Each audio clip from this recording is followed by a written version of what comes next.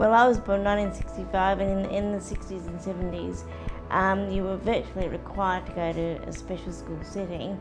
So I spent the first 7 years of my school life in a special school. I made some good friends there, but I didn't really have much help academically or very much encouragement. In fact, they told me I would probably never finish primary school and that I'd never get a job or go to university. So I was not really encouraged all that much at special school. I integrated into regular school in 1977 at a local primary school in Glen Waverley, and from there I did higher school, and I did my HSC in 1983. And I made many friends at regular school, many of which I still have.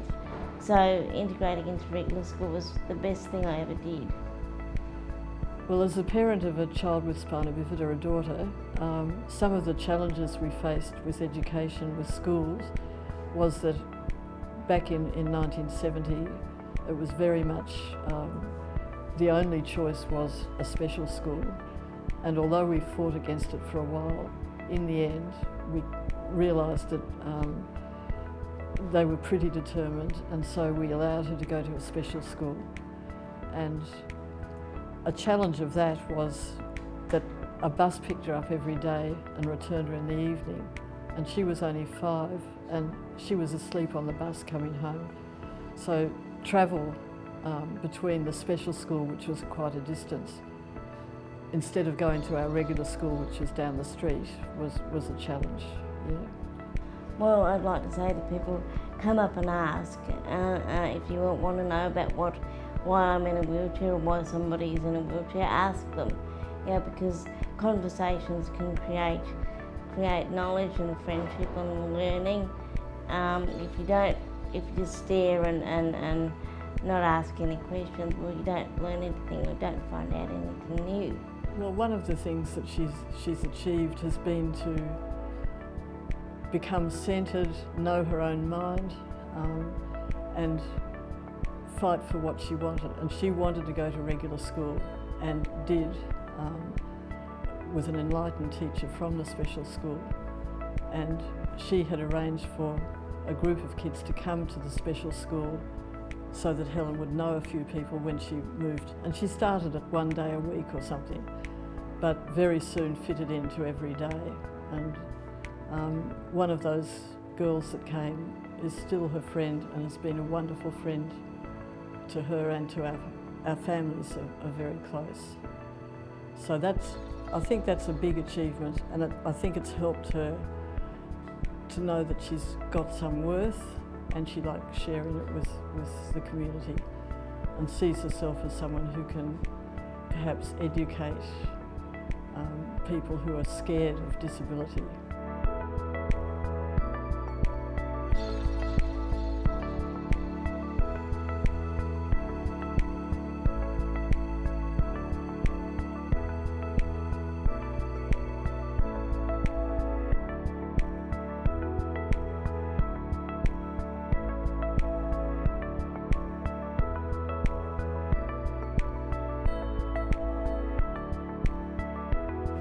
I'm April and I'm 8 years old. My favourite subject at school is art. I don't find it difficult going to school with spina bifida. Well, with April and having spina bifida, some of the achievements she's achieved have blown us away, because we thought she wouldn't be able to achieve some of the things she does. She's an amazing little girl, and she's determined. So she's done she does cheerleading, she does dancing. She doesn't let the disability stand in her way. I've been doing cheerleading since the start of this year. At cheer, we do heaps of stunts, cheer jumps and tumble and dance. We don't want her to be less active, and then that'll impact on her disability and restrict her. So we aim to push her out there and do whatever activities she wants. If she wants to climb the mountain, we encourage it. I volunteer at a community radio station. I produce and host a disability advocacy show. We talk about current issues in the media and the news. Yeah, there was definitely a lot of challenges growing up at school. I obviously wasn't included as much. I was one of the only people with a disability, both in primary school and high school, so there wasn't much for me in terms of extra help and inclusion activities. Because I have hydrocephalus as well, I've had 7 revisions of my shunt, so I missed a lot of school through that, and my hips dislocated on the last revision that I had because I was bedridden for several weeks. So yeah, there's definitely hard. Yeah. So one of the achievements that I have is going 5 times to a different Asian country with disability sport and recreation. So we do a program called Cycle Power, and so I've hand cycled around different Asian countries. I started hand cycling 5 years ago, but the organisation that was doing it started 2 years before then, and my dad started doing it as well, so I got involved that way. I did radio the same place that Alex did last year, but it's age limited. So as soon as I turned 26, I kind of stayed for that year, and then at the start of the year they got an email saying that I can no longer work there. So I'm still looking for radio things to do, and also I want to get a job in disability advocacy, in mainly working in getting buildings to become more accessible for people with all types of disabilities. I find that a lot of times when I go out, people think that access means a ramp, but they forget that there's more than just people in wheelchairs.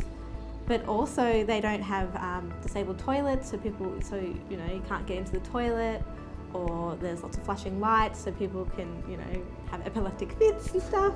No rails in places. I'm very into letting everyone be able to get into a building, to be able to see a band or go to a restaurant or go shopping, and all have that equal opportunity to do so with having an accessible toilet and be able to get into the building. I think it is harder for people with disabilities to find work, just because it seems to be part of the process these days. You have to companies want to know what your disability is and what your limitations are, and the fact is we may have spina bifida, or we may be differently abled, but we can do anything an able-bodied person can do, and do anything we put our minds to. I think the biggest achievement in my life is landing a job in film and TV, which is what I'm passionate about and what I love to do. I've always wanted to be a writer, and this job that I have now is, I couldn't ask for a better place to work.